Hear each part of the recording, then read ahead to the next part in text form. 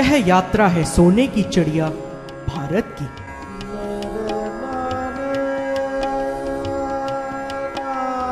भारत जो कि विभिन्न धर्मों व संस्कृतियों का महाकुंभ है।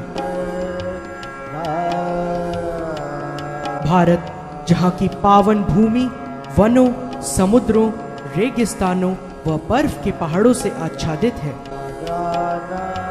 भारत जिसकी कोख में न जाने कितने रहस्य छिपे हैं। भारत जो कि हमारा अपना है।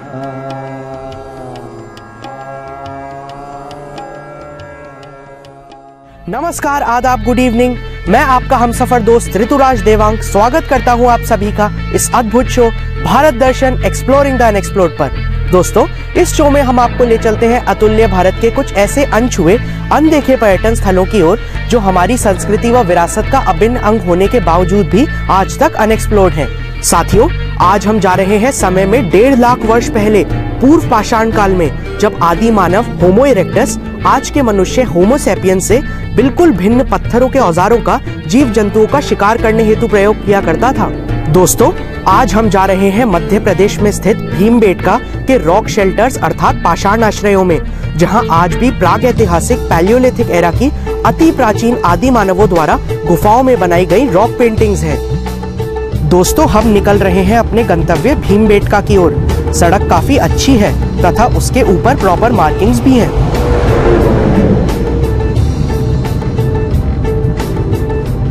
काफी घुमावदार सड़क है और एक के बाद एक कर्व्स आते जा रहे हैं। हमारी सराउंडिंग्स बहुत सुंदर दृश्य उत्पन्न कर रही हैं। साथ ही हमारे मन में भीमबेटका जैसे अत्यंत प्राचीन स्थल को देखने का उत्साह भी तो है।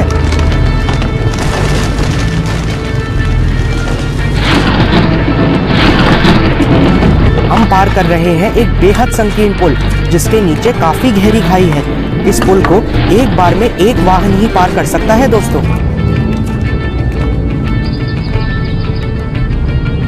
भीमबेटका रातापानी अभयारण्य में स्थित है। तो साथियों, अब वन्य क्षेत्र प्रारंभ हो गया है।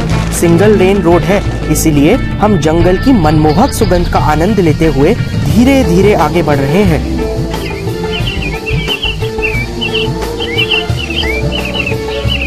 हम पहुंच गए हैं रातापानी अभयारण्य, जो मध्य प्रदेश के रायसेन जिले में स्थित है। मध्य प्रदेश की राजधानी भोपाल शहर से लगभग 45 किलोमीटर की दूरी पर स्थित यह अभयारण्य विंध्याचल पर्वत के किनारे स्थित है और यहीं पर स्थित है भीमबेटका के अति प्राचीन पाषाण आश्रय, जिन्हें यूनेस्को की वर्ल्ड हेरिटेज साइट होने का गौरव भी प्राप्त है, जो इस विश्व धरोहर की प्रामाणिकता का प्रत्यक्ष प्रमाण है। पुरातत्ववेत्ताओं के अनुसार भीमबेटका की गुफाएं भारत की प्राचीनतम पाषाणकाली जीवन शैली की झलक प्रस्तुत करती हैं। इन गुफाओं में हम आज भी सहस्त्रों वर्ष पुरानी रॉक पेंटिंग्स अर्थात शैल चित्रों को देख सकते हैं। साथियों, 10 किलोमीटर की परिधि में फैले भीमबेटका में 700 से ज्यादा रॉक शेल्टर्स और 500 से अधिक रॉक पेंटिंग्स हैं। मित्रों, ह्यूमन हिस्ट्री के उस काल को पैलियोलिथिक एज कहते हैं, जब आदि मानव ने पत्थरों के बहुत ही मौलिक अर्थात प्रिमिटिव टूल्स को आविष्कृत किया था। पैलियोलिथिक एज के दौरान मनुष्य छोटे छोटे समूहों में रहते थे तथा फलों को खाकर व जानवरों का शिकार कर जीवित रहते। तो आइए चलते हैं प्रथम रॉक शेल्टर की तरफ, जिसे सभागृह अर्थात मीटिंग हॉल नाम से भी जाना जाता है। यह वह स्थान है जहां आदि मानव एक साथ एकत्रित हो शिकार से संबंधित चर्चाएं किया करते थे।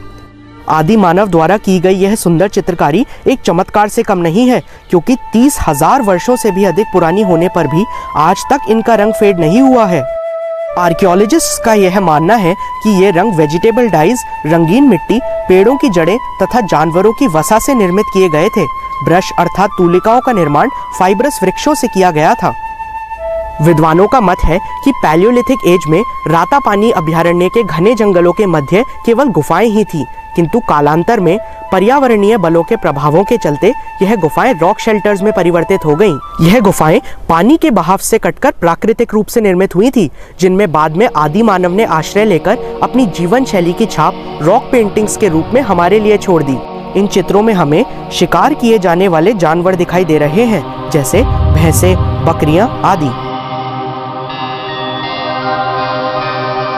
कुछ गुफाएं तो इतनी संकीर्ण तथा नैरो हैं कि हमारी पूरी क्रू व कैमरों के साथ अंदर जाना बेहद मुश्किल है। इन नैरो गुफाओं में अपना सिर बचाते हुए हम एक एक करके प्रवेश करते हैं।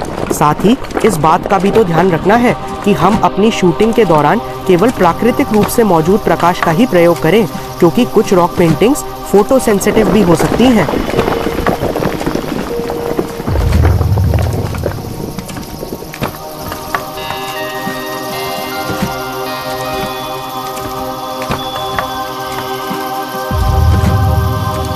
इन गुफाओं में चमगादड़ों का भी वास है, इसीलिए हम काफी संभल कर आगे बढ़ रहे हैं। एक और महत्वपूर्ण रॉक शेल्टर जो जू रॉक अर्थात जंतुआलय के नाम से भी जाना जाता है की ओर अब हम बढ़ रहे हैं। इस रॉक शेल्टर में अनेक जानवरों के चित्र पाए जाने के कारण ही इसका नाम जू रॉक पड़ा।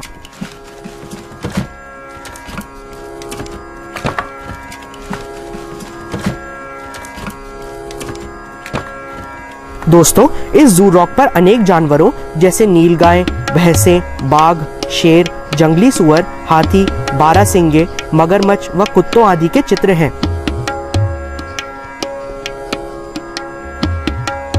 यहाँ आदि मानव को भालों व तीर कमानों से शिकार करते हुए चित्रित किया गया है।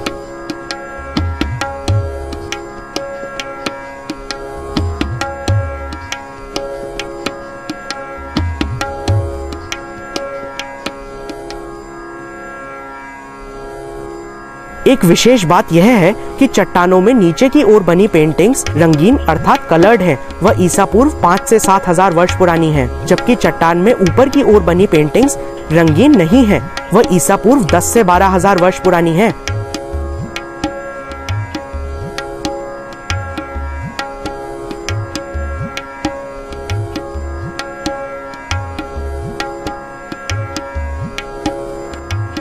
भीमबेटका के रॉक शेल्टर्स सैंडस्टोन के बने हुए हैं, जिन्होंने कई जगह पर अद्भुत आकार ले लिया है। जू रॉक से थोड़ा आगे चलते ही हम ऐसा ही एक रॉक शेल्टर देखते हैं, जिसने हवा व पानी द्वारा काटे जाने पर एक कछुए का आकार ले लिया है। दोस्तों, इसके अंदर जाना नामुमकिन सा है, इसीलिए इस जैसी कई अन्य गुफाएं अपने अंदर न जाने कितने ही रहस्य आज भी समेटे हुए हैं। तो चलिए फिर हम चलते हैं अगले रॉक शेल्टर की तरफ, जिसकी पेंटिंग्स अत्यंत स्पष्ट व बेहद खूबसूरत हैं। हम देख सकते हैं घोड़ों पर बैठकर आदि मानव को भालों से शिकार करते हुए। इन गुफाओं की कंपैरेटिव स्टडी करने पर हमारी रिसर्च टीम ने कुछ रोचक तथ्यों को उजागर किया। इससे पहले वाली गुफा यानी जू रॉक में हमने देखा पत्थर पर बैठकर भाले द्वारा आदि मानव को शिकार करते हुए। इसके बिल्कुल विपरीत यहाँ इस गुफा में हम देख रहे हैं घोड़े पर बैठकर आदि मानव को शिकार करते हुए। शिकार करने की तकनीक में घोड़े जैसे जानवरों का प्रयोग आदि मानव के और अधिक विकसित व इवॉल्व होने का संकेत है।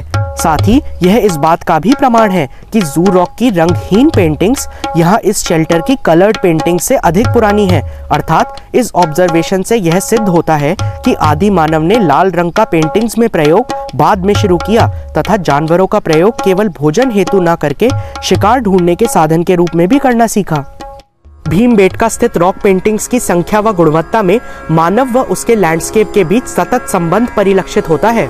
यहाँ की पेंटिंग्स शिकार तथा संग्रहण अर्थव्यवस्था परंपरा अर्थात Hunt and collect food economy से निकट संबंध रखती हैं। इस अर्थव्यवस्था के विलुप्त होते चिन्ह आज भी यहाँ के शैल चित्रों व आसपास के आदिवासी ग्रामों में विद्यमान हैं। साथियों, अब तक हमने इन गुफाओं में या तो रंगहीन या फिर लाल रंग के चित्र देखे हैं, परंतु अब हम आपको ले चल रहे हैं एक ऐसे रॉक शेल्टर में जहां पहली बार लाल रंग से भिन्न हरे व पीले रंग का भी प्रयोग किया गया है। हम देख सकते हैं एक पीले रंग का फूलदान अर्थात फ्लावर वास, जिसमें रखे सफेद फूल अनुपम छटा बिखेर रहे हैं। हरे रंग की पत्तियां व स्टेम्स कुछ धुंधली पड़ गई हैं। एक बेहद रोचक फैक्ट यह है कि जिस चित्र को हम देख रहे हैं वह विश्व के प्राचीनतम व सबसे पहले मानव द्वारा बनाए गए रंगीन कलर चित्रों में से एक है। साथ ही इसे भारत का प्रथम रंगीन चित्र होने का भी गौरव प्राप्त है। इनमें से कुछ चित्र गुप्त पीरियड के भी हैं। दोस्तों, भीमबेटका जैसी प्राचीन पेंटिंग्स स्पेन व फ्रांस में भी पाई गई हैं। हमारे पहले किए हुए गुफाओं के तुलनात्मक अध्ययन की कड़ी को आगे बढ़ाएं तो हम देखेंगे कि गुफाओं में अब लाल रंग के अलावा हरे व पीले रंग का प्रयोग तथा फूलदानों जैसी सजावटी वस्तुओं की चित्रकारी अब मानव के और विकसित होने के प्रमाण हैं। साथ ही यहाँ हमने गुफा में हाथी का एक चित्र भी देखा, जिसके ऊपर एक मानव को बैठे हुए चित्रित किया गया है।